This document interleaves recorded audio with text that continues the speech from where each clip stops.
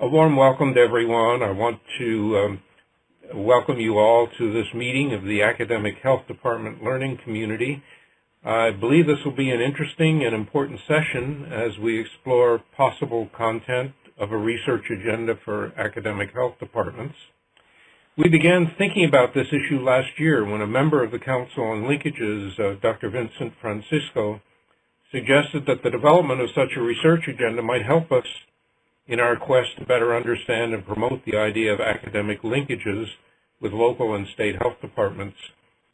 So in response, we asked Dr. Paul Irwin, who's professor and chair of the Department of Public Health at the University of Tennessee in Knoxville, to bring together a small group of individuals who shared his interest in this topic to produce a draft for the consideration of the learning community and eventually the full council. So Dr. Irwin is with us today to review the work of the group and begin a discussion focused on vetting and improving the draft that we hope will eventually lead to wide dissemination of the research agenda and broader interest in the subject. Before we begin, though, I'd like to ask Kathleen or Janelle if they would go over some of the housekeeping issues related to use of the webinar software. Yeah, sure. Thank you, Bill. Okay, so if everyone on the call today could please just mute your phone or your microphone, whatever you'd like to use, whatever you're using to join the audio portion today. And also, if you are using your phone, could you please mute your computer speakers as well, because it could cause a little echo issue. If you'd like, if you can see up in your top right-hand corner, there are links to download both the presentation slides from today and also the draft AHD research agenda. And as you heard, this meeting is being recorded and will make the archive available following the meeting. Please, throughout the webinar, please feel free to use the chat box to comment or ask any questions at any point. And then once the presentation is over, we'll give everyone a chance to speak. You can unmute your lines at that point, and I'll give direction on how to do that when that time comes. I think I've covered it all. Back to you, Bill.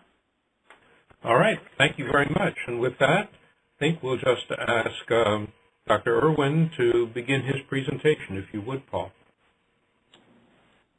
Great. Well, thank you all very much.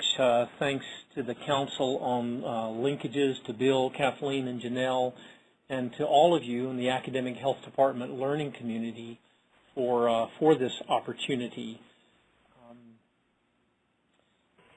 I want to first acknowledge my partners in this process, Ross Brownson at Washington University in St. Louis, Scott Frank, who is at Case Western Reserve and also is a local health department director in Ohio, Bill Livingood at the University of Florida, and of course Bill and Kathleen as well. Today, what I want to be able to do is to review the recent history of the Academic Health Department, describe our process for coming up with this draft research agenda, and then also review some recent findings on the Academic Health Department. Here are our learning objectives for this session: to be able to, by the end of the session, describe relevant recent publications and findings regarding the Academic Health Department. We want you to be able to understand fully the process by which we developed this draft research agenda, and then to actually use time in this webinar to begin evaluating the research agenda and providing input on modifications. So with that, let me at least outline some of the recent history on the Academic Health Department that has really moved us to this time and place. And I start that recent history back in 2011 when the Academic Health Department Learning Community was established. That really brought renewed energy and interest in the Academic Health Department. In 2012, Bill and I were invited by the the editors of the Journal of Public Health Management and Practice to edit a special issue of that journal focused on the academic health department. And that publication actually came out in May of 2014. I believe some of you who are registered may have contributed to some of those publications. In the overview article that Bill and I did for that special issue,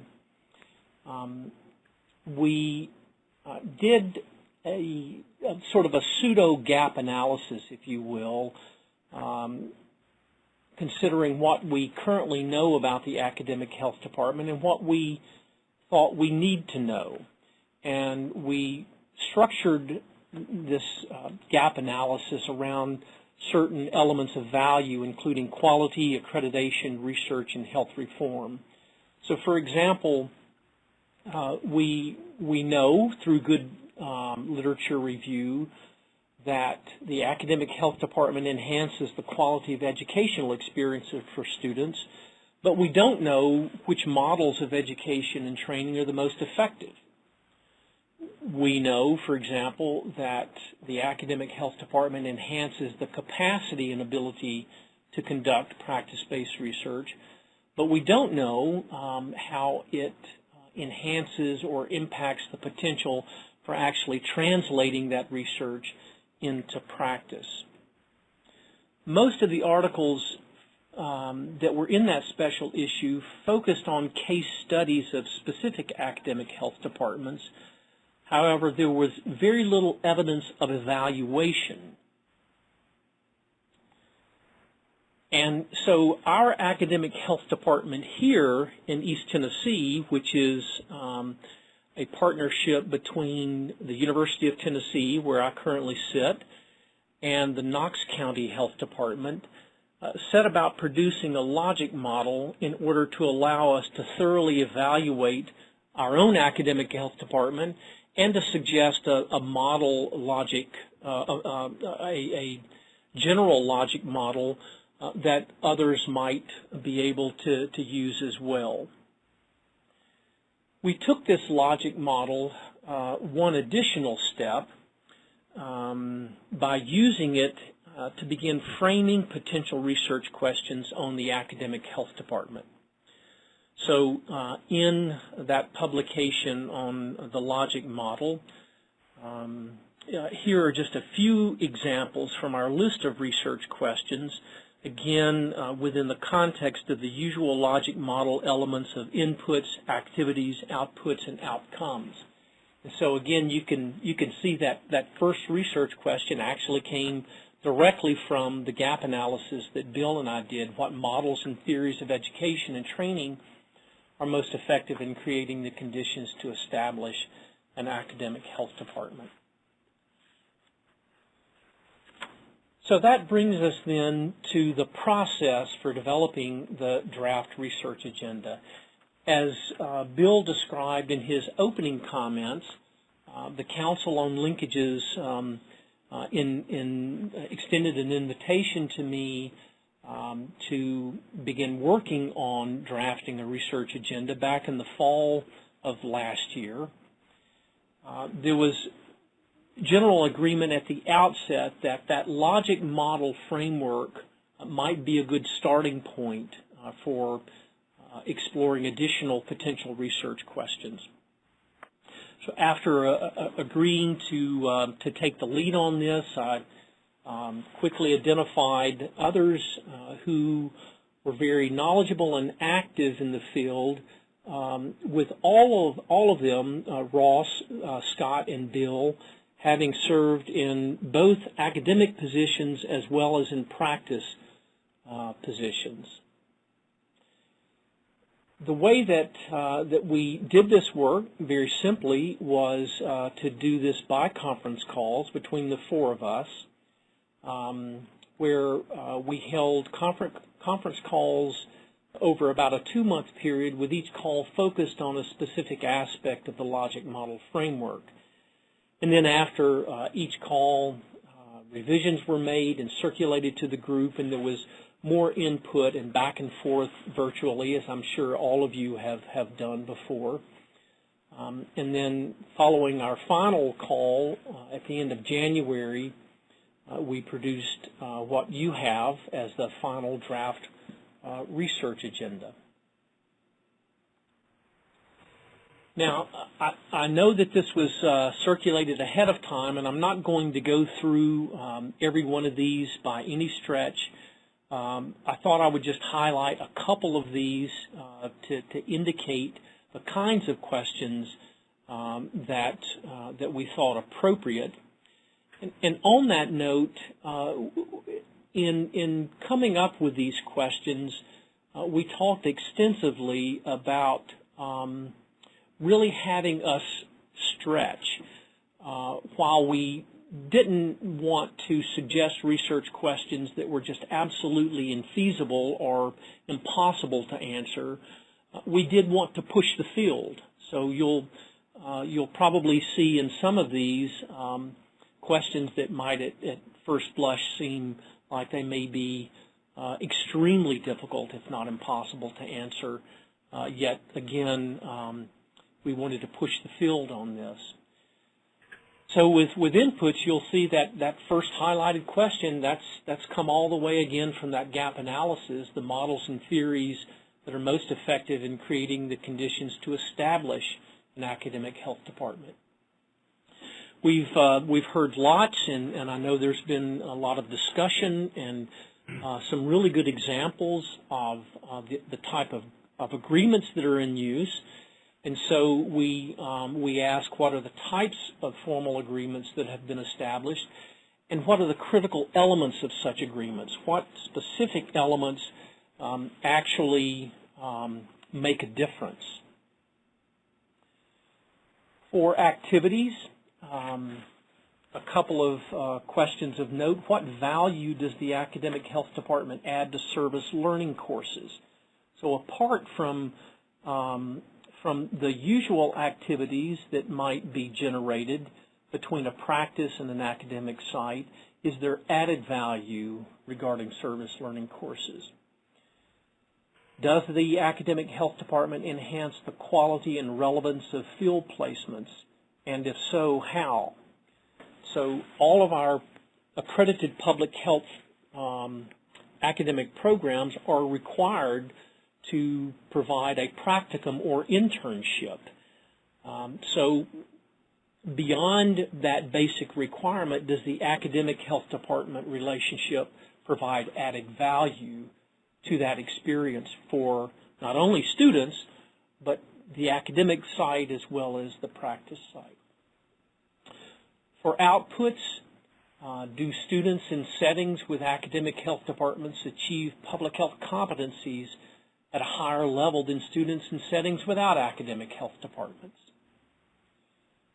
And then, again, carrying this question forward along the way, how does the academic health department enhance translating research into practice? For outcomes, do health departments and academic health departments implement evidence-based public health to a greater degree than health departments in non-academic health department settings? And something that I think students are particularly wanting to know because of this investment we're making, are they in academic health department settings more successful in obtaining employment?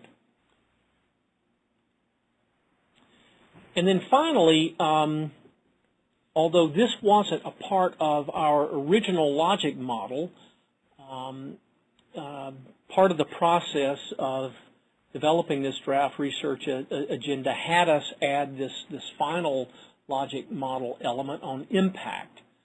And you can see that those first two questions really have to do with whether or not the academic health department really does facilitate either the academic institution or the public health practice agency achieving its mission.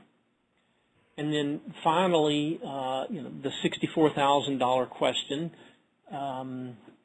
or perhaps more. Does the Community Health Improvement act differently, if you will? Does community health improve differently in academic health department settings versus non-academic health department settings? So that's a real quick walk through the draft research agenda. Again, all of you have all of those questions, I hope, in front of you, and we'll move to that in just a few minutes. As a final piece of my presentation, I wanted to mention just a few recent new findings regarding research on academic health departments. A basic starting point that you actually don't see in the research agenda simply has to do with understanding the frequency of academic health departments. As I mentioned, the special issue edition that we did in 2014 really did focus on case studies. At that time, we had no estimate on the national prevalence of academic health departments, either from a practitioner viewpoint or from an academic viewpoint.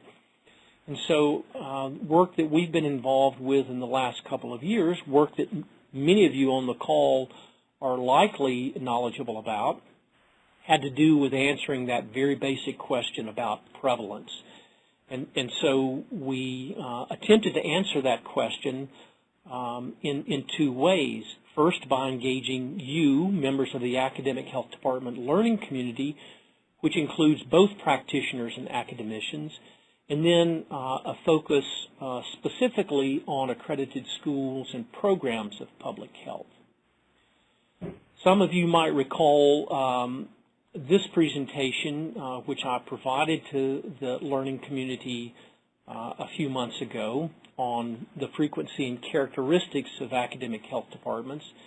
So in our survey of academic health department learning community members, we had 110 responses out of the then 338 members, and 65 respondents, so over half, indicated that they were currently in an academic health department partnership. We realized that that there are a lot of potential limitations in trying to generalize that information. Obviously, there's an expressed interest in the academic health department just by virtue of being a member in this group. Yet, nevertheless, it still provided us with some general information about academic health departments that we did not have up until that time. We were actually delighted to know that a third of those academic health departments had been in existence for over 10 years. So when we think about a research agenda, I certainly think about those academic health departments that have been present and in existence for that period of time, because they've got a track record, you would think, and might be an early target for some of those research questions.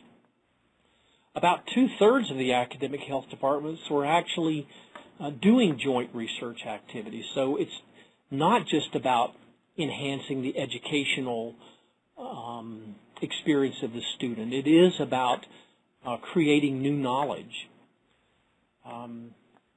And we also understood from that survey of you, the learning community, that the engagement was not limited to accredited schools or programs in public health.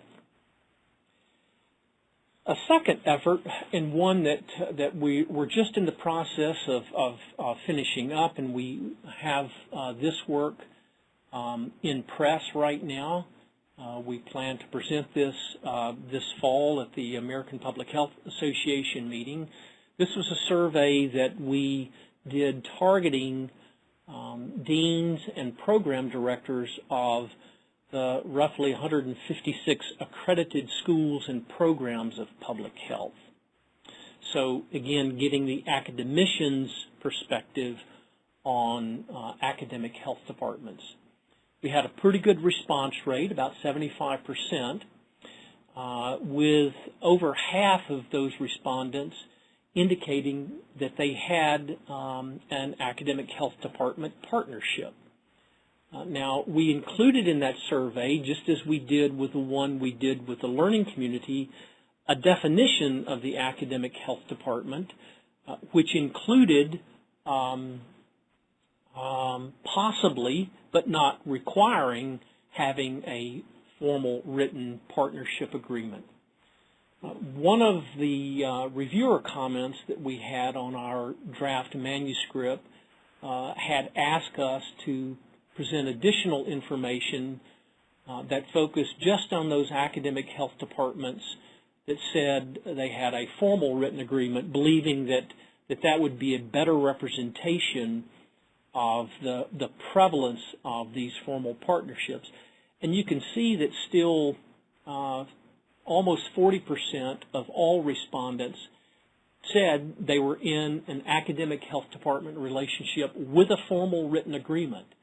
So these ostensibly are not fly-by-the-night handshake partnerships, but legitimate formal partnerships.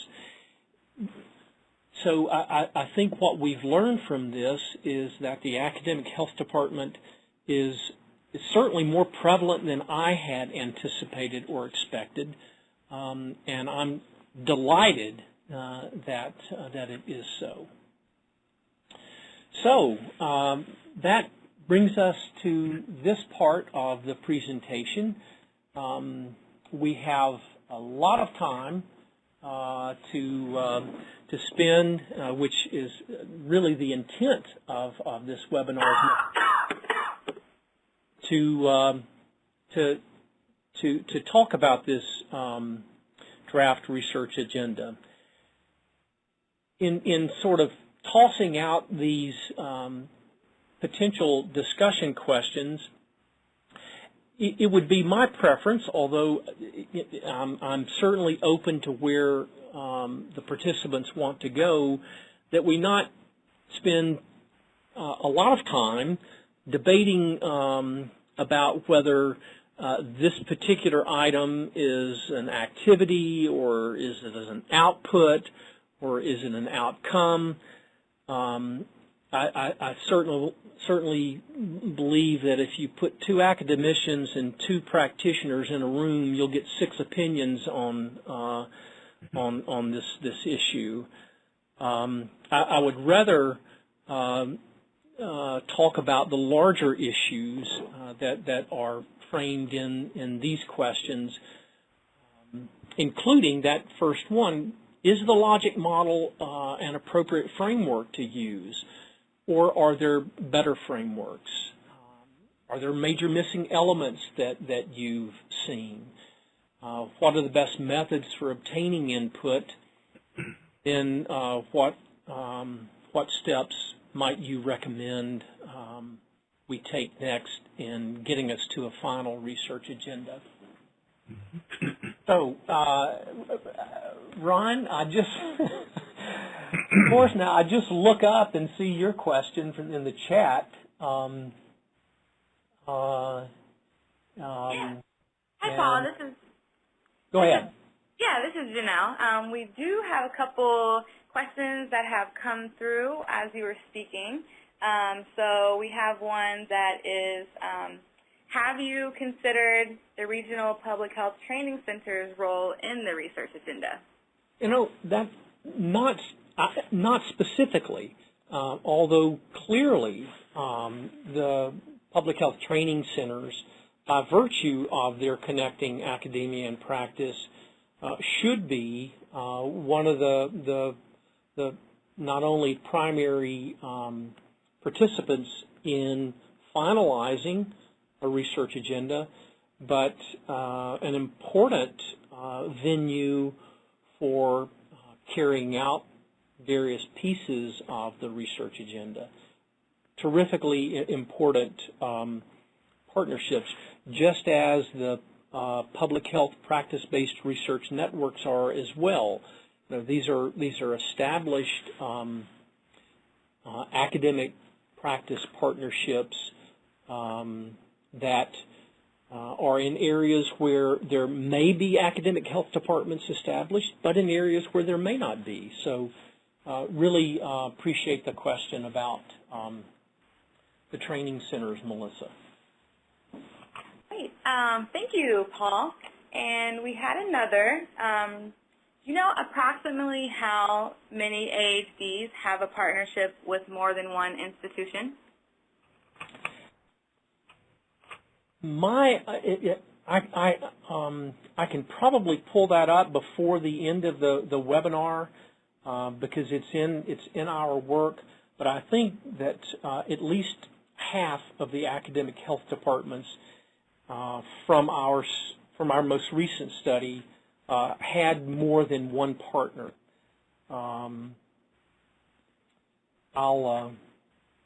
I'll look for that. Janelle, my ability to change the slides doesn't mean that my screen is shown, does it? No. Just okay. So I can try and pull that up while I'm taking on some additional questions. Yeah. And for our participants on the call today, if you'd like, at this time you can unmute your line by pressing *6, and then you can ask a question that way if you'd like over the phone. There are two other questions. Mm-hmm. And we've had a couple additional questions come in. For Paul, could you share examples of partnerships with state health departments? So that's a timely question because we've just had a really good conversation with folks at the state level here in Tennessee about this. We have in Tennessee several academic programs, and I think at least 3 academic health departments that are registered as members of the learning community here and at ETSU, East Tennessee State University, and at the University of Memphis. The 3 that we have looked at in trying to explore those opportunities are the academic health department between the University of South Carolina School of Public Health and the South Carolina Department of Health, in Oklahoma, and in New York State between the New York State Department of Health and the State University of New York at Albany. That one, I think, for those of you who may not know the history of that one, it's a really interesting one to explore because, at least as my understanding, that that School of Public Health was actually established by full-time staff from the New York Department of Health. So it's a whole nother type of academic health department. I would be very curious if anyone on the call has additional information about state-level academic health departments. Great. And I see a note about thoughts and ideas for future presentations. Thank you so much for that. We're definitely going to take a note of this for ideas for future webinars. And I think we have a couple more questions. In building support for the idea, could you give some takeaways on how a local health department has benefited from this relationship? I can, and again, I would invite any of the participants on the call to respond as well, because I'm sure that there are more examples than I can give. I can say that the benefits to let me say that while I don't want to speak for the Knox County Health Department, as they are part of our academic health department, I'll comment on what I've experienced with them as benefits to them. The first is expanding capacity for their day-to-day work with good student internships and practicums and good student engagement. It feeds directly from there into identifying future employees. There's nothing like a 9-week full-time internship that provides a potential employer with a good sense of whether or not this person would make a good employee. And that kind of focused activity certainly provides that opportunity. A third benefit is that it has provided staff at the local health department to be engaged directly in the not only the development of, but also the providing the curriculum here at the university. So an opportunity for staff to be co-instructors on courses or to be contributors to courses by providing lectures. It has also provided opportunities for local health department staff to be involved in practice-based research. And finally, it's been a mechanism to fast track, if you will, employees in the current workforce to return to the academic setting to pursue advanced degrees. So those are just a few, Michael, off the top of my head. Great, thank you. I think we have another question here from Suzanne. Were you able to get data about partnerships that were more focused on actual research questions or other types of services? And would you know if projects or shared work supported FAB accreditation? About partnerships. And if anyone else on the call can chime in on any of these questions, please feel free. Again, it's *6 to unmute your line. Hello, this is Dr. Diana Cervantes with the Texas Department of State Health Services in the regional office in North Texas. Can you hear me? Yes. Okay. I just wanted, one of the things I wanted to add to what you said, of course, I think you're right about the linkages between a health department and academic institutions and what it does add. But just in particular for this question, projects and shared works that supported FAB accreditation, we did have a local health department that was just recently FAB accredited, and they did a cost analysis on a measles outbreak they had with vaccine exemptors, and that was something that they were able to use students and MPH students from one of the schools here to do that helps support some of their documentation to for FAB accreditation as far as what they do with information and to support budgeting items for other outbreaks. So for staff time, as well as breaking down, FTE time and supplies and other issues that occurred during this outbreak. So that was one of the things that was supported. And as far as a state health department goes, with Texas, we are broken up into regional offices because, of course, our state is so large. And so there is a central office, but then there's regional offices. And I can only speak for our regional office in North Texas, which covers 49 of our counties, that we've had some issues with building MOUs with universities and all of the local health departments as well, because what we'd like is a statewide MOU that if a student has certain training and has had certain training and development at the state level that they should be able to go to local health departments. So that's kind of where we're caught up with trying to develop these linkages and making sure that there's a good basis so that we can have more and more students come and develop this partnership. Great. Thank you very much. Let me try to respond to the previous question about what we learn as it might relate to accreditation. One of the sets of questions that we ask in our survey of academic institutions had to do with those 3 prerequisites for accreditation: community health assessment process, a community health improvement plan, and an organizational strategic plan.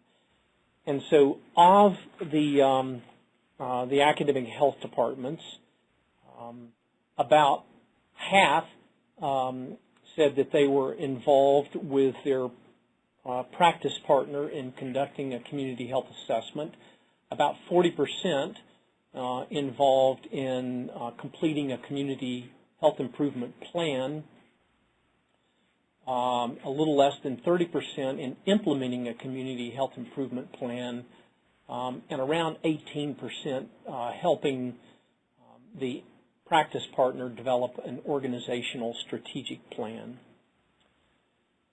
And finally, circling back to the question about the number of partners for the academic in the academic health department partnerships, the academicians reported a range of between 1 and up to 30 practice partners in their academic health department, with a mean of 3.8.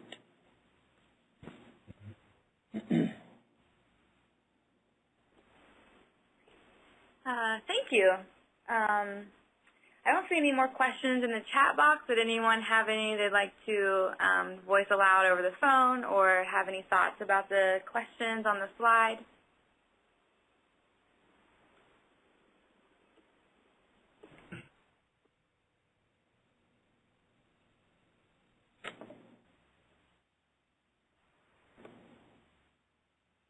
Okay, I think we have maybe a question popping up in the chat box shortly.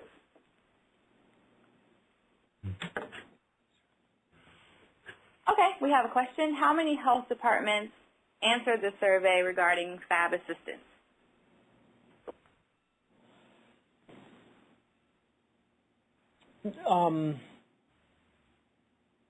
Well, the second study that we did, we focused only on, the questions were only asked of academic institutions.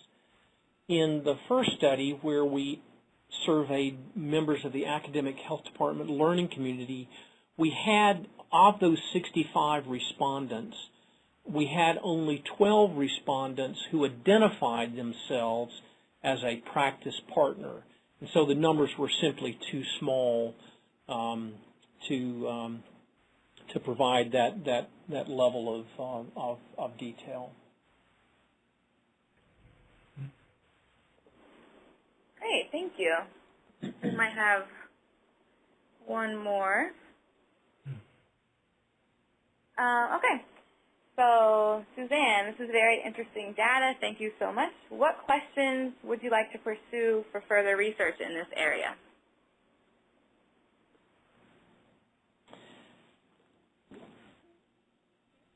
If the question is simply from my own professional and personal interest, there's any number of questions, even on the draft research agenda, that I would like to pursue. I'm really particularly interested in evidence-based decision making and the use of evidence-based administrative practices. My partner Ross Brownson has led some very interesting work in this area, and with academicians sort of focus on evidence and the what is in the published literature. I'm really interested to see the degree to which academic health department partnerships actually facilitate the use of evidence-based practices in ways that are not only quantitatively different from non-academic health department settings, but qualitatively different. Great. Thanks, Paul. I thought someone might be typing one, but maybe not. Oh, yep. Okay. So representing the practice side of an academic health department that involves two academic partners, how do we move forward to assure affirmative answers to these research questions? Thank you for your question, Claudia. I would suggest as a starting point that even if this is an okay way to proceed with the Council on Linkages, who at this point I take to sort of own the draft research agenda, if you will. But one way of getting input and perhaps revising and enhancing and modifying the research agenda, Claudia, would be for you to take this draft to your academic partners and have a discussion about what's there. Does it make sense? Are there just major missing pieces that we have failed to include here? In your experience, is there the proverbial low-hanging fruit for research? Things that you and your academic partners might already be doing that could provide a springboard for you to answer some of those research questions. But I would think, again, taking that draft agenda and just sitting down with your academic partners and saying, hey, what do you think?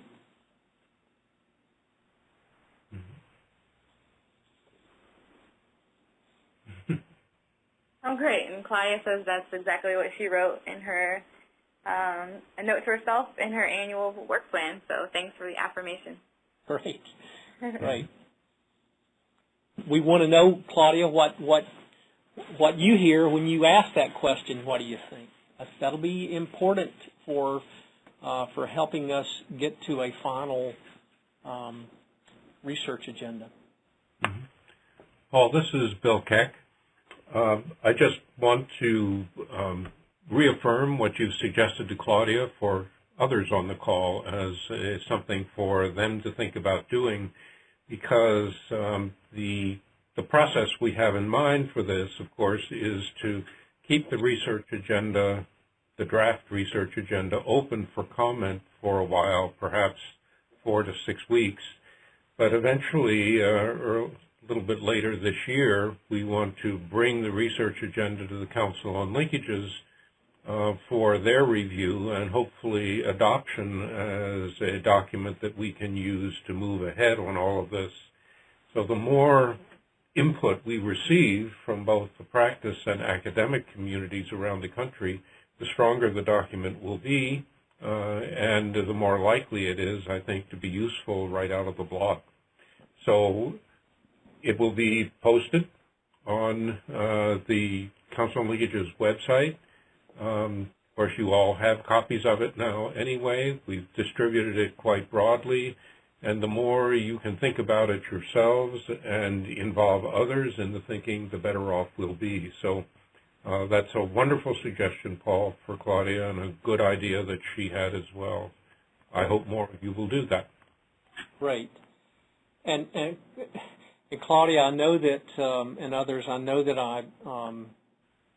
I mentioned this when we got to the discussion point, but I would just warn against immediately getting into the weeds with the academicians about, is this an output or an outcome? Is this an outcome or an impact? Mm-hmm. Those are arguments that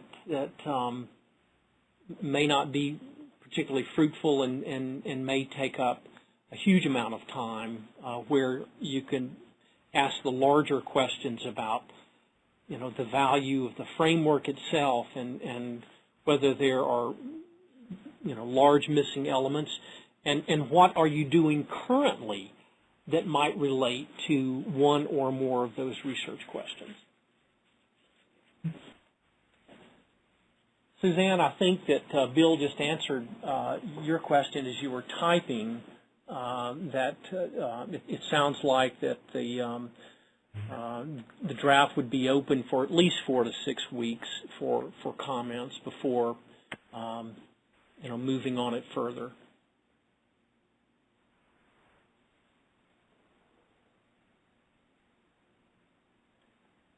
Mm-hmm. Oh, and Claudia has a suggestion. Perhaps you could pose a discussion guide with the questions you just mentioned and then post them on the AHD website. It's a good suggestion, Claudia. Thank you. Mm-hmm.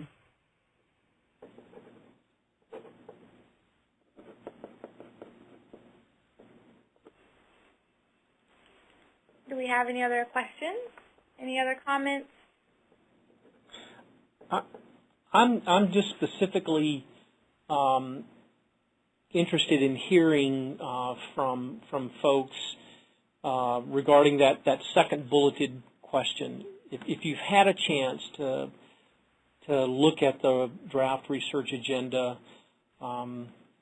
did anything just jump out at you as, my goodness, I can't believe they didn't include fill in the blank?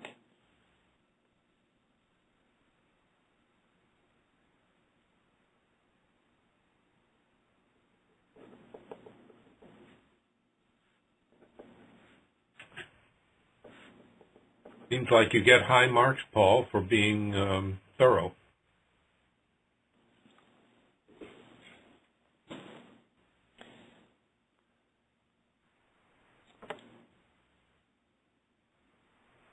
That's certainly, I think, as I mentioned to Claudia, I think that's a really important question to pose as you may be having meetings between practice and academia to talk about the research agenda.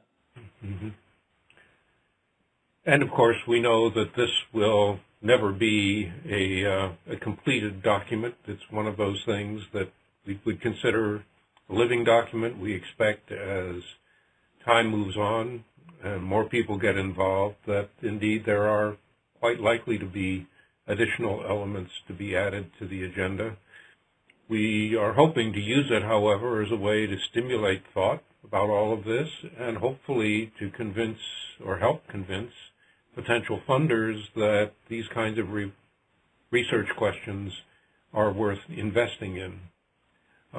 So our hope is that the research agenda, once it's adopted, will get fairly wide circulation. I know Paul will try to get it into a journal or two to aid in that circulation. It will be circulated certainly in the Council on Linkages informational materials, the newsletter and updates and so on. So we hope to get it out there, and as those of you on the call have experience with some of this, please don't hesitate to get back to us to tell us whether the agenda or elements of it have been helpful or not so helpful, so that we can keep it current and alive.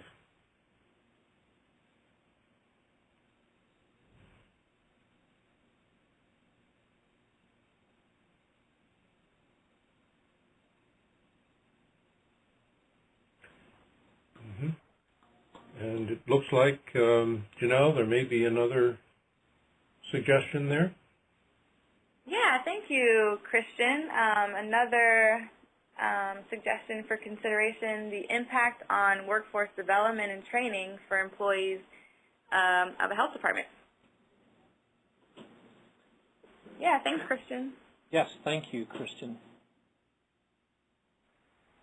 Hi, this is Diana from Texas again. I just was wondering, how many of these academic health departments, or how many health departments and academic institutions do you know that they have routinely have part-time or quarter-time faculty members that also work at the health department? Is that pretty common? No, it's not common. Only a minority of respondents indicated that they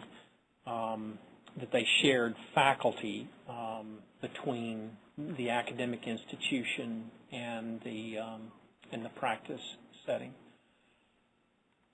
Mm-hmm. I don't have the exact figure. I'm looking for it real quickly. I don't have it in front of me, but if I find it, I'll type it in. Mm-hmm. Well, they're 15%. Here we go. 20% of local health departments. Well, no. I'm sorry. That's different. I was looking real quickly at our data, and I ran across a piece where we had quoted from the 2008 profile of local health departments that provided a practitioner view on academic practice linkages. All right, thank you. Great, and we have another question. Once the agenda is finalized, would it be acceptable to reframe some of the questions to directly address issues that are of greatest concern to particular funders?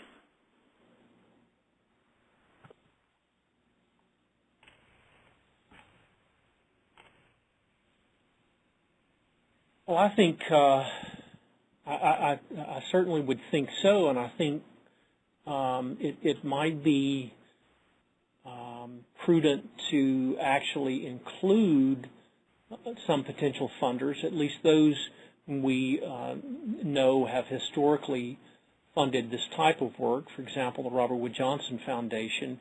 It might be valuable, Ron, to include them in this stage of the development of the research agenda. Mm-hmm.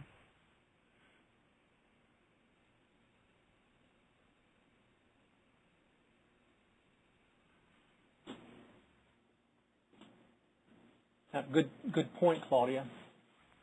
Mm-hmm.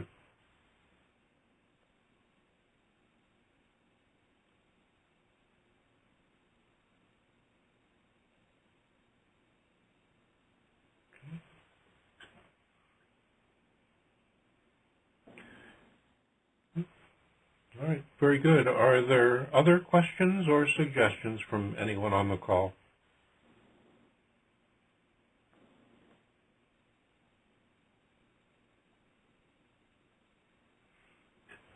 Well, hearing and seeing none, perhaps it's time to bring this session to an end. Paul, please accept our sincere thanks for helping us prepare and deliver this webinar. The work you're doing is really important to us, and we're delighted we have an opportunity to let you share it with a broader audience. We'll look forward to future publications and input from you. Well, thank you, Bill, and thanks to everyone on the call. I'll look forward to continuing the conversation as the research agenda gets further refined, and look forward to any direct input that any of you want to provide. My contact information, I think, is embedded in the first and last slide, so don't hesitate to contact me directly if you have thoughts and suggestions you'd like to share with me. Mm-hmm. Excellent. So one more chance. Any questions, comments, suggestions from anyone on the call?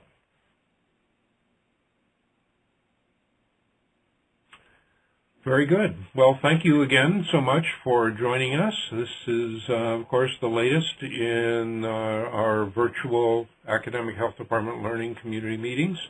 There will be more in the future, so please stay tuned.